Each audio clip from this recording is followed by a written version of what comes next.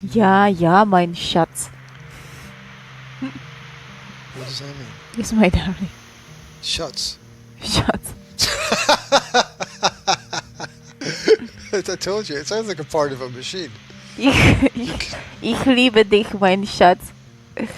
Yeah. We must connect the shots to this other part here, and then you will see what result That's will chassis. That's chassis that you're thinking about. It's chassis, which probably comes from French, which is why it sounds be. like. Which is probably French which for is like the socks opposite. or something. French is like the opposite of German, right? Anything you say in French just sounds like something extremely romantic. Oh mon Dieu! You could read. You could actually.